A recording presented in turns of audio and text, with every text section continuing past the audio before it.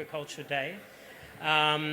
Very warm welcome to all of our speakers, who I will introduce in a moment. My name is Jean-Bernard Carrasco. Please call me JB, it's a lot easier. I work in the Department of Foreign Affairs and Trade, and I'm responsible for Australia's climate finance, not the negotiations, but actually the practical support that we give to countries, in particular in our region. Today's session is on supporting farmers vulnerable to extreme weather events, and we've got a great panel, and we've also got some members of the farming community in our audience as well, so very much looking forward to the conversation, because we know that climate change is the single greatest threat to the livelihood, security and well-being of many countries, and in particular those in the Pacific region. More frequent and extreme weather events together with changing seasonal conditions are putting pressure on productivity, farm performance and landscape health. And this obviously has an impact not only on productivity, but I think also very importantly on the livelihoods and the farming communities themselves.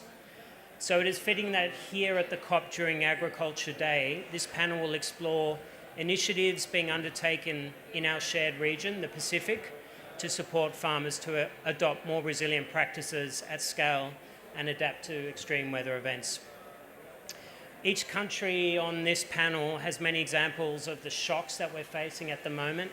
In fact, this week in Australia alone, we've had on the East Coast, we've had bushfires in the south in Victoria, and we've had flooding in the north in Queensland. And I know Fiji, Vanuatu and many other countries have had tropical cyclone over the last couple of years, and we know these events are getting more extreme and more frequent. So what is the experience in the region? Is it the same in each country? Is there a role for regional cooperation? What is being done to prepare and enable farming businesses and rural communities to manage these shocks? I hope this session will explore some of those and provide some answers. So today's session will start with a scene setter from Sylvie from the FAO to give a global picture, and then we're lucky to have this diverse panel from the region to talk about examples of bilateral and regional initiatives. And I really want this to be interactive, so please think of your questions to ask for the panel. So to start off, I'd like to welcome Ms. Sylvie Wabez to set the scene. Sylvie is an agronomist and resilience advisor at the FAO who has over 20 years experience specialising in emergency and resilience for agriculture and food-based livelihood systems in fragile and food crisis situations. Please join me in welcoming Sylvie. Thank you.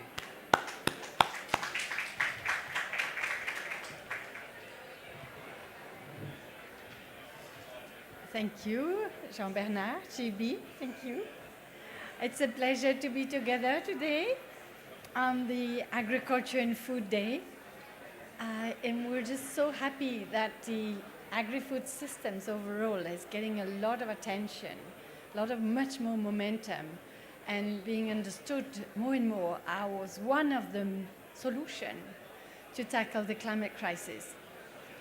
I would like in this general setting the scene little talk to share with you the perspective that we have in the food and agriculture, which is a mandate on food, but also on poverty and also on natural resource management across the agri-food systems. And systems means that we're looking at production, but also all the way processing and trade and disposal to the consumption. This is very important because you can increase the production, but if you cannot store it, process it, and distribute it and sell it to the place much needed, especially in the rural-urban continuum, then you're not addressing the development and the economic and the social issues that are needed around food. We as FAO, we have a double mandate.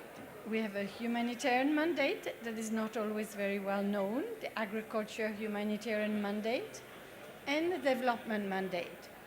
And the resilience and the climate resilience of agri-food system is really blending actions from both humanitarian and climate and development action. blending these actions together with the funding. What we do is we take a multi-hazard risk management approach, looking at the whole suite of risks which are not only from climate, but also from other type of disaster, geological disaster, earthquake, and so on. The socioeconomic shocks, but also transboundary plant pests and disease, and also conflict. And we considered that this is really the meaning of the word resilience compared to adaptation, climate change adaptation, is taking this broader multi-hazard risk management for resilience. Of course, climate is a dominant factor. We consider that when we talk about climate extreme events or climate-related disasters, UNDRR is telling us it's at least 80% of the extreme events, the weather events or disasters, 80% are related to climate, mainly drought, flood, and storms, but also, of course, also fire, wildfire, and extreme heats. This is important to have this language in these conversations with the various community that works on disasters and extreme events, because we don't have always the same language in the taxonomy of these events. And we are seeing more and more that in the adaptation and resilience, it's important that we bring all these actions in the coherence and the convergence for a meaningful impact on the ground. We have, as a result of the climate crisis, but together with other crises, we have the 3 Rio Conventions this year meeting on their COP. So we don't have only the climate crisis, we have the biodiversity crisis, the land degradation crisis, and also recently coined the water crisis, with the latest Commission on the Economics of Water report that is really pointing out this very acute and growing water crisis. And as we know, water is really at the center of climate adaptation and resilience work. All these interconnected and growing crises are having a result effect together with also conflict in some area of the world. We count about 700 to 800 million people are in food insecurity, with more than 280 million people in acute food insecurity. That means people that do not have access to 1 meal per day. And many of these people live in more than 50 of the countries and territories which are called fragile countries. They are the center of our attention. And this is where really the investment is so key, because you have a little mix of climate change, climate extremes, and so on set event together with the conflicts.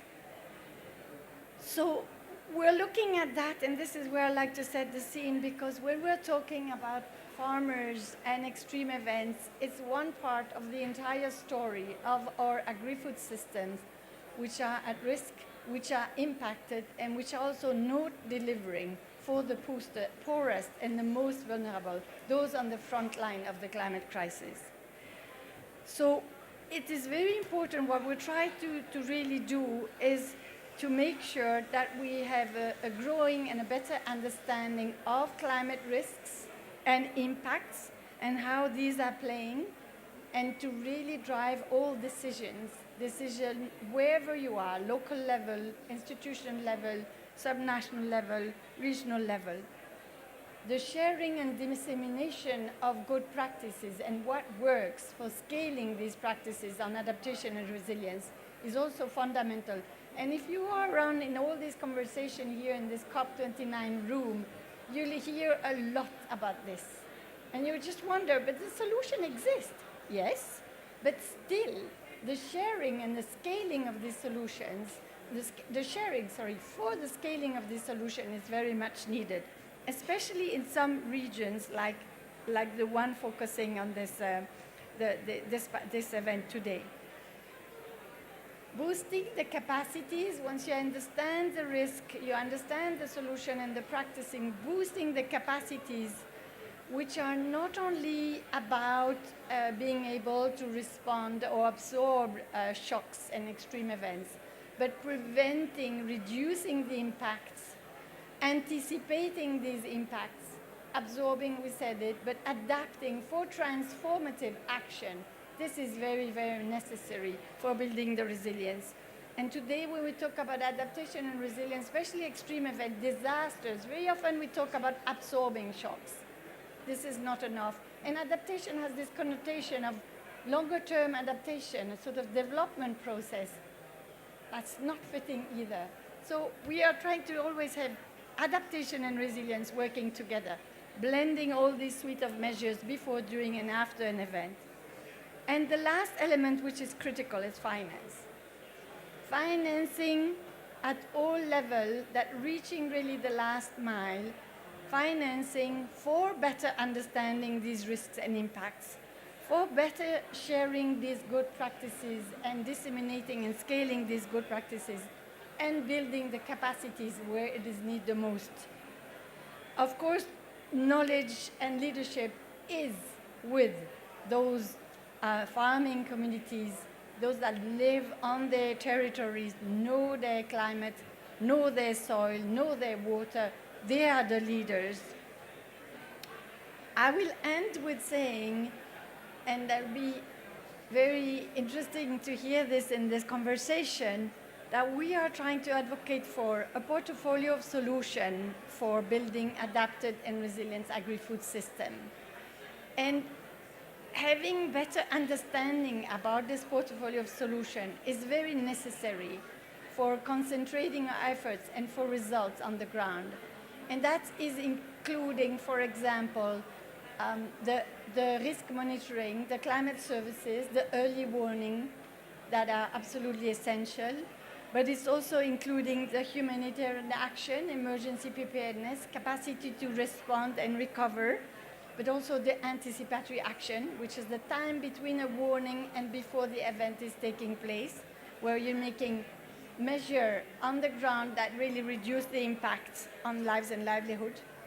Other tools or measures are social protection, insurance. We hear a lot about access to financial services. The resilience practices on the ground, which are related really to managing your soil, the type of seeds, the type of crop, the types of the species, variety of animals, fishing practices, the whole range of practices along the food value chain. Another element, the first line of defense, is nature-based solution. That is part of the suite of tools which are really essential for building climate resilience and adapted agri-food system.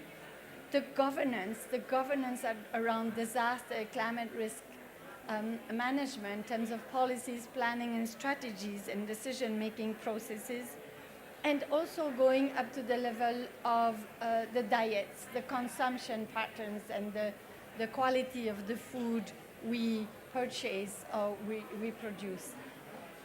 With this, I will stop here, and I would just like to tell you that I'm extremely proud that we have together with us, thanks to World Vision, that's NFAO, we sponsored the participation of Esther Lodou, who is a leading farmer from the Solomon Island, and she's with us here today. And hopefully she'll participate in some of the discussion. And I'd just like to say that ideally she should have been the one doing the opening and setting up the scene, because she is the local hero. She is the one that making agri-food system work, being resilient and adapted in the region, especially in the Pacific States. Thank you, and look forward.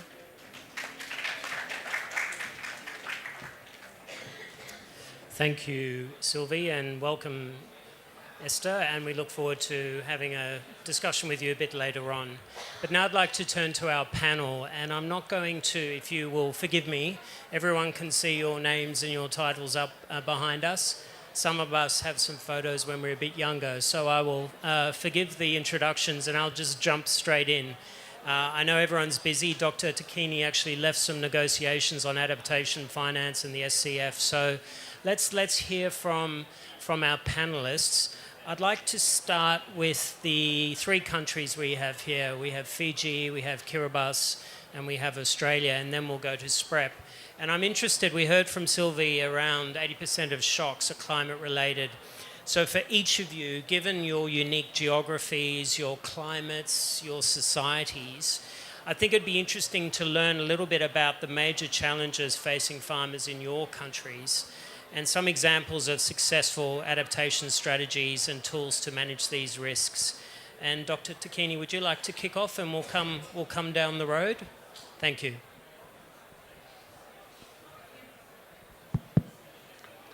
Yeah, thank you very much for that introduction, Sylvie. And we understand that food systems is a good platform to address everything about our farmers, since it does not only capture food security, but also nutrition, transport, marketing, and all whatnot about agriculture. For Fiji being a small island state, and I was hoping that we will start with our lady colleague, but nevertheless, Fiji is also like at the forefront of addressing soil salinity and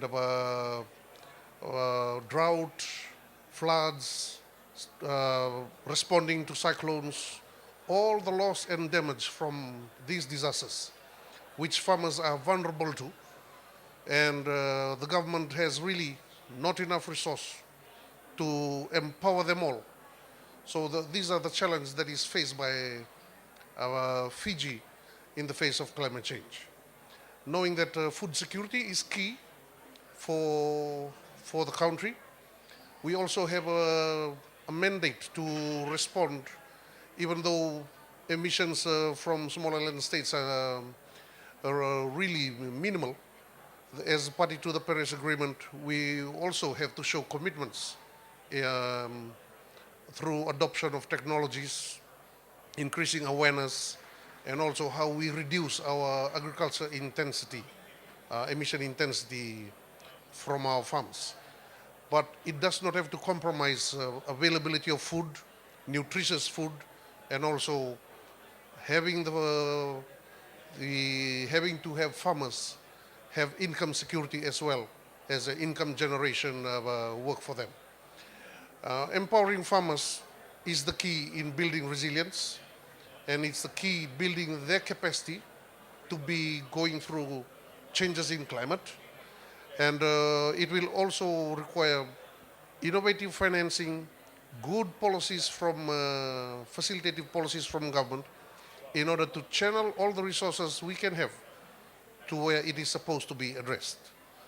So farmers really facing these conditions are powerless when it comes to shocks and when it comes to slow onsets, and they are surprised when it suddenly grips them.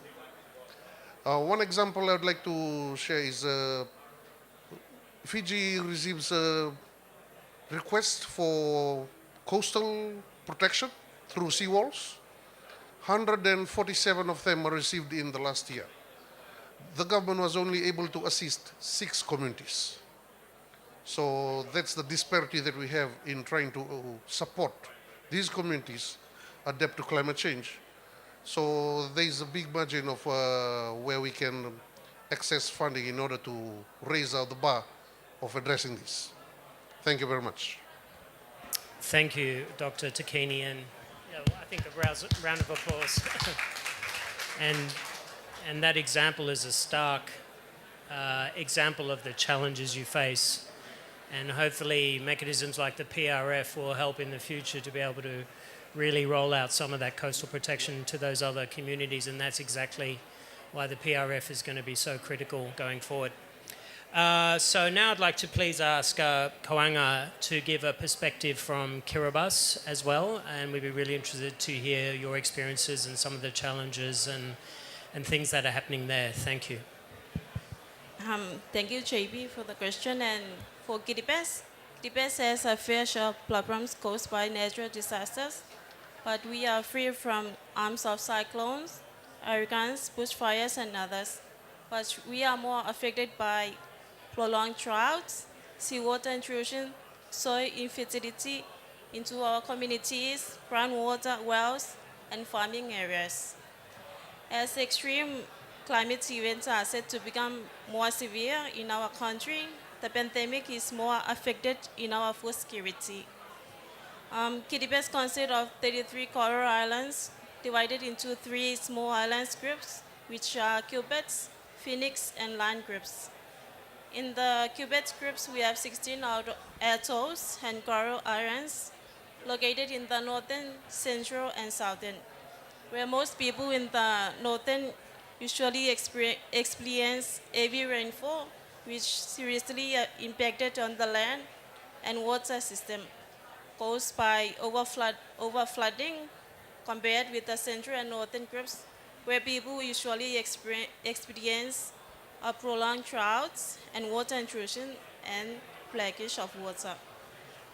To address these issues, the government agency through the Ministry of Environment, Land and Agriculture, and NGOs, project designers are required to develop a comprehensive climate-smart agriculture practices to respond to the Kiribati climate change impacts. And these climate-smart agriculture practices known as wicking-based system, vertical garden, mulching method, drip irrigation system that are considered for water conservation during these extreme conditions. In the northern groups where people usually experience heavy rainfall, over flooding, they adopt a raised bed practices, food cubes, as their strategies to face these challenges. For, for people in the central and southern areas, people practice wicking-based system, drip irrigations, and planting of residence food crops. Yes, thank you, JB. Thank you for that perspective. And now to sort of demonstrate the diversity of the Pacific, we go from small island state to the largest island state. Australia, obviously the driest continent on Earth, except perhaps for the ones south of us, and really experiencing an ongoing cycle of shocks. So interested to hear, Chris, your perspective from Australia. Thank you. Thanks, JB. JB, that was my first dot point, that Australia is the driest inhabited continent in the world. And we also have the highest variability in stream flow. So we go from a system where we have a very long periods of dry weather to periods of very wet weather. And our farming systems have adapted and grown in that system to start with. So we have farmers who are resilient, although they can build on that resilience, but they've been farming in Australia for a couple of hundred years in that type of environment. But what we see recently in some recent reports around the state of the climate is we're seeing a gradual decline in rainfall in the southeast and southwest of Australia, and they're the food bowl areas of Australia. So there's a gradual decline in rainfall due to climate change, and we're actually also seeing an increase in rainfall in the north as we see greater activity in the tropics, and some of the disasters that folks were talking about before are related to that increased monsoon activity. But in those areas of Australia where we have large amounts of rainfall, they're not areas where we actively farm at the moment. And so that shift in rainfall patterns is one of the things that are challenging our farming systems in Australia. But nonetheless, we have amazing farmers and amazing farming systems, and we have tools and organisations like mine where we help support farmers to enhance their skills and to build on their ability to farm. And so some of those things are appropriate tools like climate smart tools, about us understanding climate forecasting, about getting seasonal forecasts in place so people can be ready, and also things such as understanding what the impacts on supply chains are. So it's not only the impact on the farm itself, but it might be the impact on the roads that support your farm or the processing plant that supports your production. And in our catchments, which are large, you could have a flood event in a catchment where the rain fell 400 kilometres away from where you live and the flood comes to you.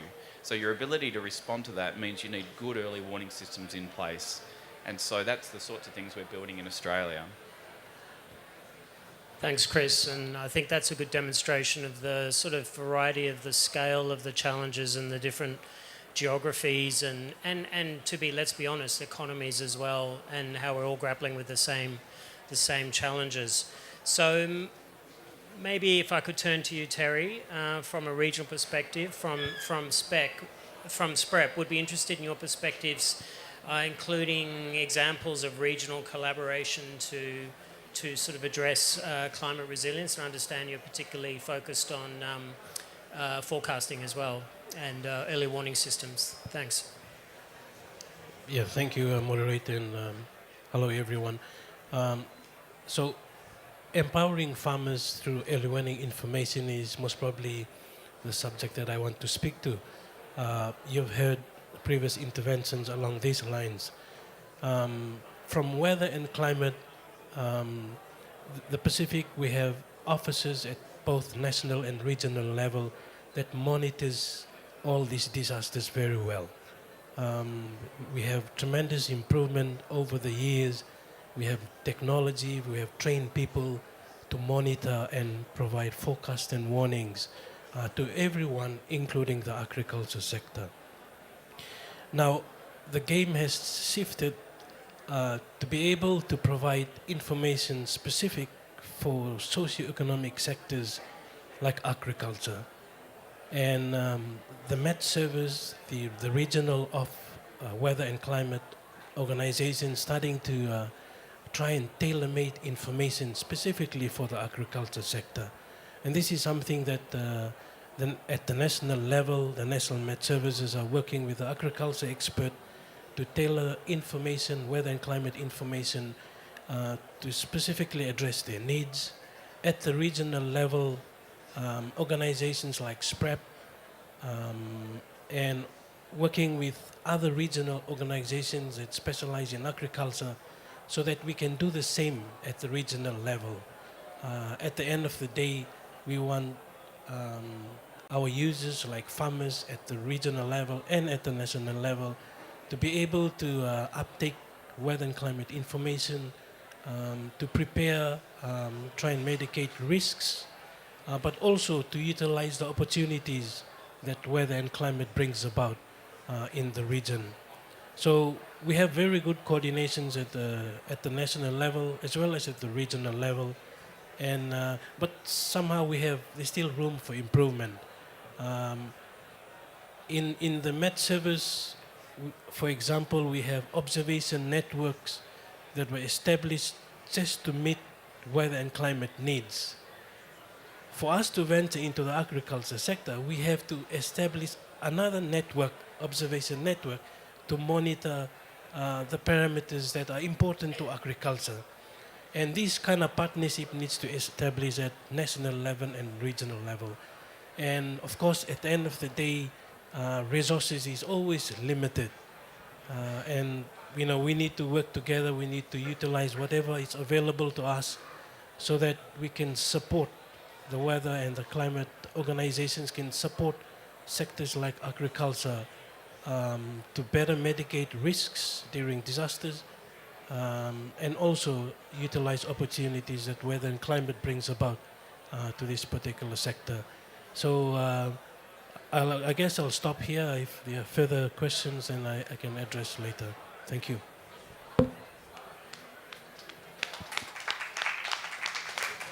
Okay, thank you. I might invite Sylvie back up here and maybe just do a bit of a Q&A, and I'd be interested in questions from the audience, but I'm going to kick off with a couple first and take the prerogative of the facilitator. Would you like to join us?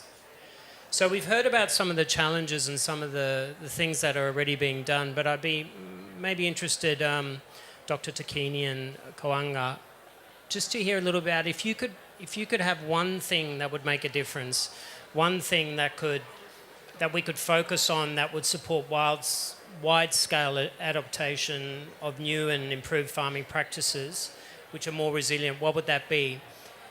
The only thing I will say is you can't just say climate finance because we know that is needed across here, but I'm thinking about something practical. So maybe I'll throw that over to you two first, please. Yeah, thank you. Apart from climate finance, well, the Pacific Island states are thankful to DFAT for all the support that has been rolling over in the Pacific. But one thing that can really build farmers' resilience is efficiency. When you talk about food systems, efficiency is the key. So that means that timing of everything is key in order to increase productivity, which leads to building income generation, improving income generation, household income levels, building resilience of the households. When they have uh, improved income generation levels, it empowers them to move to the next level of being adaptive enough. So efficient production systems is key in building resilience. That's the one thing I would mention. Thank you. Thank you, JP. And apart from climate finance, also I want to add on to what I had talked about a bit of practices that have been introduced or to address and adapt to the changes in climate change in our country. However, there are some technologies that we have been using, but we find it's quite a bit expensive and do not as 100% cover our food security in our country. And this is such as food cubes. Food cubes is sort of like the world leading advanced wicking-based system designed to suit extreme conditions to keep the plants alive for a long period with a huge water holding capacity and wicking cones. These food cubes is supported by an NGO under IFAD implementing partner in our country, which is quite expensive and not enough for farmers in Kiribati. However, there are plenty of technologies implemented in Kiribati, but not as 100% to cover our food security. One thing that I want to share is our traditional food crops. One thing that I learned is while working in the agriculture, I learned that refocusing on our traditional or edible food crops such as coconut trees, pandanus trees, breadfruit trees, edible leafy plants, and many more, which are native to our arid condition, and they do not need daily watering and compost as they are more nutritious, resilient, and healthier than exotic food crops such as shredders, cabbages, eggplants, and many more. However, recently these food crops in our countries have been lost from time to time since we don't have tissue cultures or labs in our country to store and keep them for a long period. However, our people in our country depend on imported foods, which are less nutritious and cause a lot of health problems. For me, sometimes where there is fancy technologies out there, but sometimes we need to go back what we in our hearts, like our ancestors used to live on our land and the sea, what we are living now. So traditional food crops is very important, and it is about us and able to use those practices, knowledges, and science, and exactly less dependent on the imported food, which are less nutritious and cause a lot of health problems. And to conclude or to address these issues, our government, through the Ministry of Environment, Land and Agriculture, still working on it, finding funds to operate and facilitate the expansion of gene banks in our outer islands and the establishment of tissue culture in our island. That's all. Thank you. Thank you, and I'm glad you mentioned scientific advances and technologies, because I was going to ask Chris, who actually works for the Commonwealth Scientific Research Organisation, about the role of science, but also the role of traditional knowledge in Australia. And you're seeing in Australia a lot of traditional practices come into land management, particularly. So could you talk a little bit about that balance on both sides? Thanks. Thanks, JB. And I'll mention climate finance. I think that's a good idea too. So I think there's a role for science in agriculture and in resolving some of these challenges. We would see that play out in Australia in terms of understanding better farming systems, having improved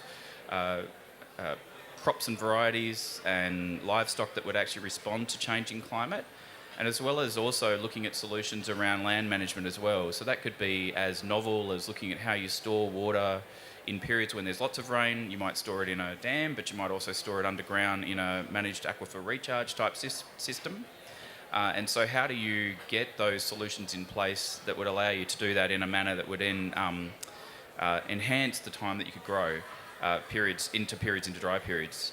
I'd pick up on one point that I think there's a real value in intensifying production and improved productivity, that's really is a goal around improving resilience of farming systems and giving people the ability to respond to dry and wet periods. And then lastly, I think picking up on the traditional knowledge, what we're seeing certainly in the rangelands areas of Australia is the use of things like fire management, which lends towards traditional fire management and understanding how we can manage the land in a manner that's much more related to the way it used to respond, but bearing in mind that it's still an agricultural landscape. But also seeing solutions which I think we now label nature-based solutions, but make places look a little bit messier than they used to be. So it's able to respond because it's no longer a monoculture, but it's a patchwork of different farming systems that we see. And it really starts to lend to the way that the landscape will respond to extreme events and allows farming to stay in those areas as well. And I think that builds resilience in the systems that we have. Thank you. Terry, if I can turn to you. I mean, we all work for governments here, we all work for bureaucracies, but what we're talking about here is communities and farmers. And when you're talking about early warning system, it's important to cooperate to develop these systems, but the key thing, of course, is the communication right down to the kind of community level. And that's obviously going to be a challenge in all of our countries to a different scale of magnitude. Can you talk a little bit about that communication piece? I'd welcome others' perspectives as well. And how's the best way to ensure that communities are connected with the work that we do to support them?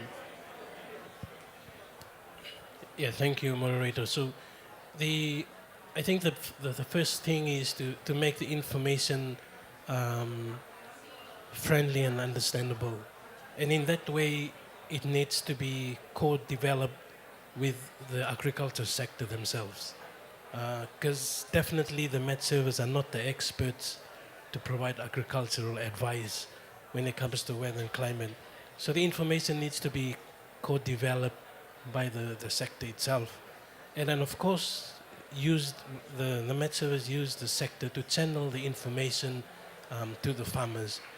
For example, in Fiji, for the sugar industry in Fiji, the Met Service co-developed a product with the sugar industry and then use their channel of communication to reach the sugarcane farmers.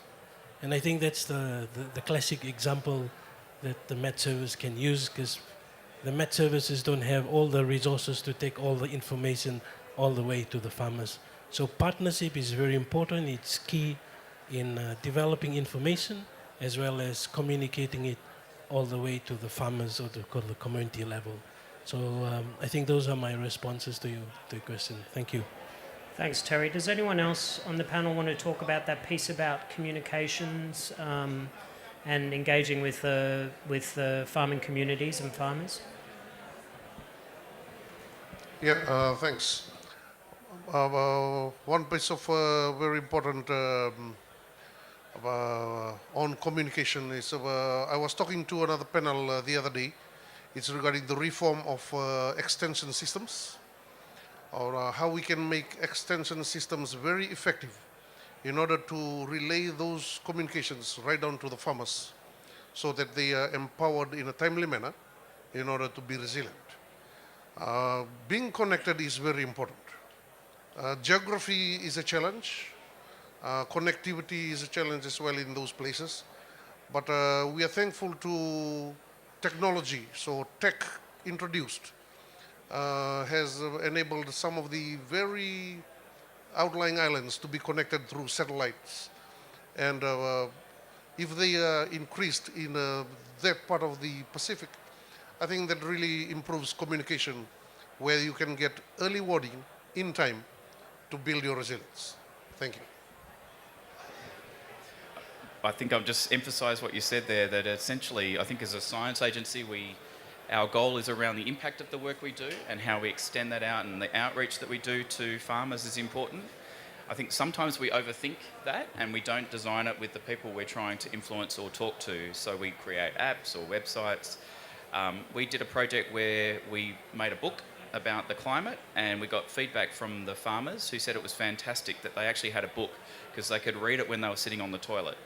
And they couldn't do that with their computer. It would be awkward. So they thought it was fantastic. And so for all of our sophistication, what they wanted was a book to read on the dunny, basically. Right, that's pretty old school. So thanks for that perspective. I might now turn to the audience. You've been listening patiently, and I'd be interested in some questions. But I also, as Sylvie introduced, we actually do have Esther from the Solomon Islands, who is a farmer and active in this space. So I wondered, Esther, would you like to give some perspectives from your experience?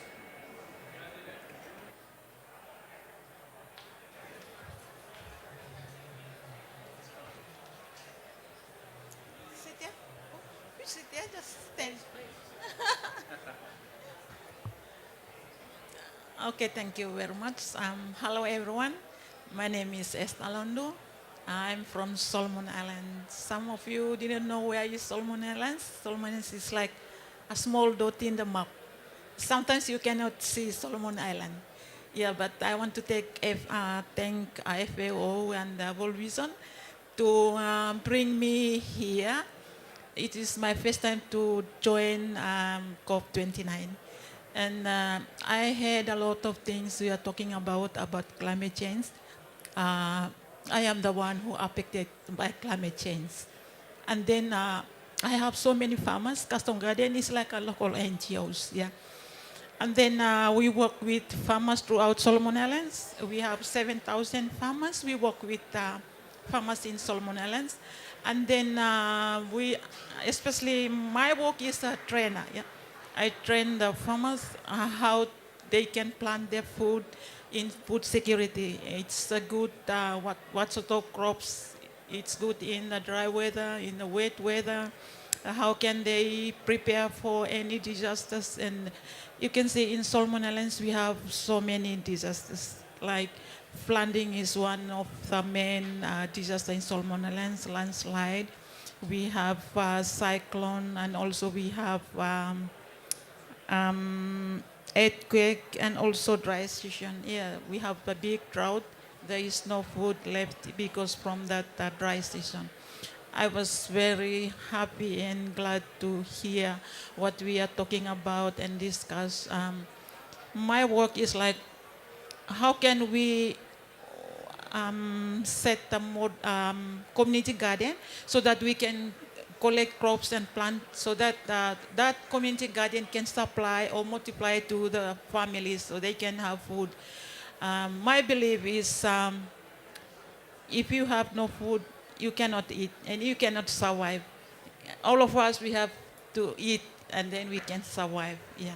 If the Prime Minister don't eat food, well, that's a problem. Yeah. Yeah, and it's good that we have to eat balanced diet so that we can grow healthy, yeah, for our future generation. There's a lot of things. Custom Garden, we do some seed saving training. We train the farmers to do their own seed saving so they can have seed to sell, and also they can have seed to prepare for the next, maybe if the disaster comes. Custom Garden prepare because we have small seed storage, so we can distribute to the farmers. And I want to thank DPAT and EPAT for sponsored Custom Garden with a small funding, so we can reach out to the farmers to do training. The main problem is the communication. We have some of our community didn't access with the network, and they have no mobiles in the rural places. And also the funding, yeah, because Custom Garden is like a service provider. If you want to do training in agriculture, we do training, yeah. But the only thing is finance is the problem. If we have lots of money, and then we can do trainings everywhere in the Solomon Islands, so we can prepare those people, especially the young ones. Yeah, we want to engage young people in agriculture because. At the moment, you can see in Solomon Islands, the young people have a smartphone, which is, especially myself, I don't have any smartphone. Yeah, but the young people have. And then they try to use smartphone with like Facebook and yeah. But we want to engage young people in agriculture, so they are the future leaders, so they can know what their parents do. So once again, thank you very much. I learned a lot of this session, and thank you FAO and the World Vision for bringing me to these places. We talk about climate change. I am the one who are affected in the climate change. Thank you, everyone.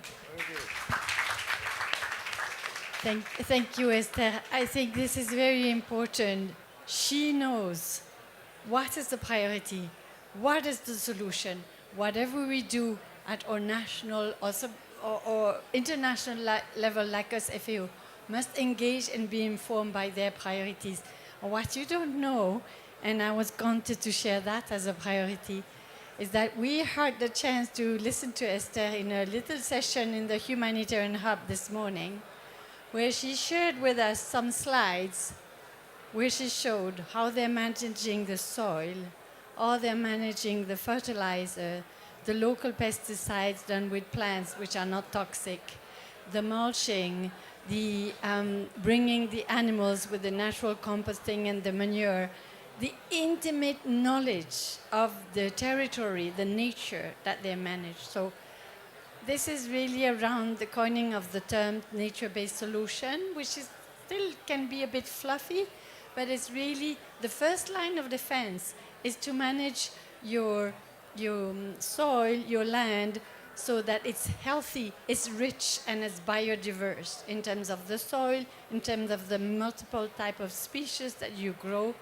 and trees that you protect, that do protect your local ignam or root crop, that after a storm you can go and still harvest and you have available locally, and so on and so on. So putting nature first as your line of defense and managing that and protecting that is really part of the farming systems and the source of food that we need.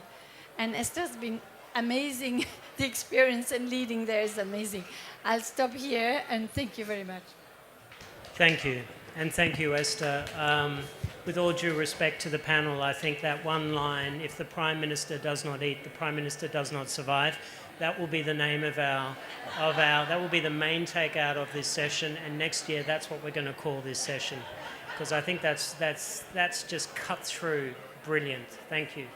So we have about 10 minutes, friends. So I'd be really interested if we got any questions here from the audience of anyone on the panel or of Esther, please.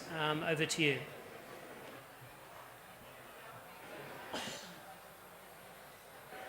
Thank you. In the front here. I need a gift for the first question. Yes, hi. Jen Taylor from Australia, I guess. So I'm interested about early warning systems. So we're moving into some new norms, I guess, for the climate. So what are the challenges for our early warning systems, which, as far as I understand it, are probably working off previous climates to make those predictions? Yep. I think everyone's looking at you, Terry. maybe I give it a shot. Please. So thank you for the questions. So with our changing climate, one of the biggest struggles in predictions is using statistical methods to predict our weather and climate. So the community is starting to shift. We rely a lot on dynamical prediction models because it captures the changing climate better as compared to our statistical prediction methodologies. So that is one of the disadvantages that our changing climate have brought about, and a big challenge to the prediction community, given that we cannot use our statistical prediction methodologies due to this, to our changing climate. And I think that's the struggle, but I think researchers are looking at other methodologies that can complement and can account for our rapid changing climate. And I hope I've provided some response there. Thanks.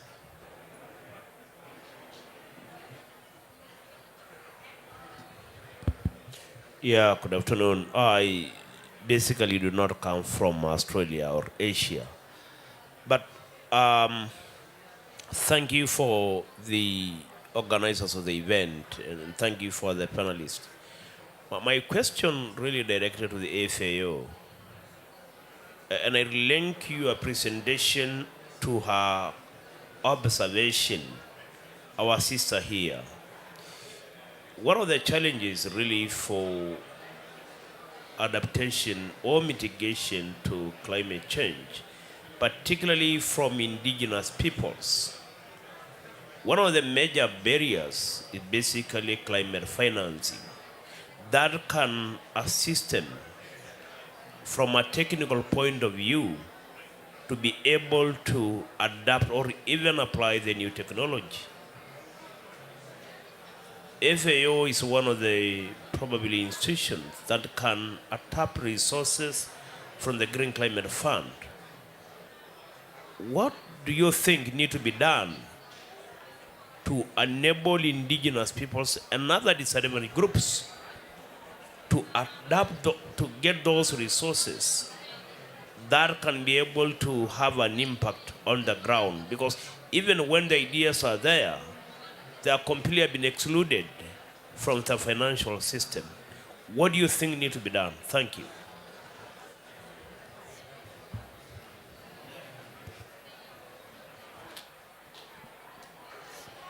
Thank you. This is a critical point, and this is really illustrating, this is why I was welcoming Esther to come and talk to us in this panel, is the engagement and making sure the design of any program, any project is people-centered and is articulated around a process that listens and engages with people who know and who live the changing climate. And so that the solutions and the program is tailored to respond to their needs, immediate needs, and the future needs with the right climate scenario. I think we are improving on this.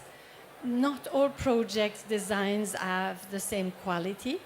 This is still a challenge. And what is very important is that these funding mechanisms are dedicated some sort of seed funding so that the design can have this multi-stakeholder engagement with everybody in the room, especially the local actors.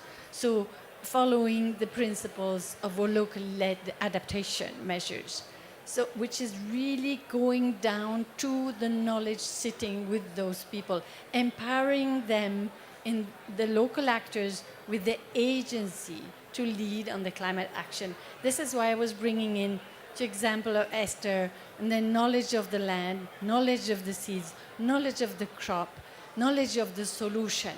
It's, yes, we need the technology and innovation, but it has to be recognized and blended with some of the solution and the knowledge that exists with the people out there. And so digitalization, technology, yes, very good, welcome. But it has to be putting first the capacity and the knowledge of the people. Indigenous people are the ones that manage 80% of the forest and the nature that is really the breathing lungs of this planet that is allowing us to have a stable climate. So your point is absolutely critical. And I think there's big wish to reform and push the system further. The new structure of the funds for responding to loss and damage is trying to look at this. Hopefully they will make it so that the fund is reaching people directly in their bank account without a whole suite of intermediary. Let's hope for this. Thank you. Thank you, and thank you for your question. I wonder, Dr. Takini or Kuanga, whether you want to comment on this. I mean, the question is about, in summary, how do we get climate finance flowing down to Indigenous people and down to communities? And I know the Pacific has been at the forefront of advocacy to try and improve the access to the Pacific for climate finance. And I've already mentioned the PRF here once, but there's maybe an opportunity to give your perspectives on the challenges here. Yeah, thank you. From what I experienced in relation to Fiji's finance flow, it's regarding connectivity and also communication.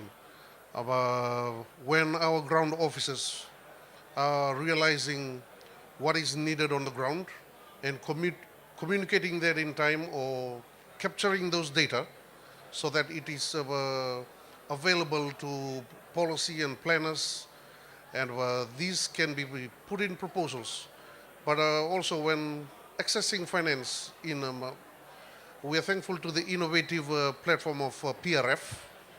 That is something that can be done through probably distorted data in indigenous communities, because we do not really capture data, but to some extent, if those are captured, that really can be facilitated through innovative platforms like PRF. And with the available data that we have, that can be channeled down to where it is really needed. And I think with that continuously improved, can really channel finance to where they are needed on the ground. Thank you. Last word, or? Okay, I think, thank you everybody. Unfortunately, we've run out of time, but I'd firstly just ask you to please thank all our speakers, including Esther, for their really great presentations. Thank you. And it wouldn't be an Australian event without a plug at the end for what we hope will be a COP in the Pacific at COP31, where we are really hoping that we will be able to bring everyone down to our region, and there'll be an opportunity for you all to see the challenges that are faced and to really highlight the Pacific challenges and the opportunities as well. So we'll be working hard, and hopefully we'll see you in a couple of years down in Australia. So thanks very much. Thank you to our Department of Agriculture for organising this event so well, and to all our speakers again. And have a good rest of the COP, and let's hope we get a good outcome on climate finance. Thanks.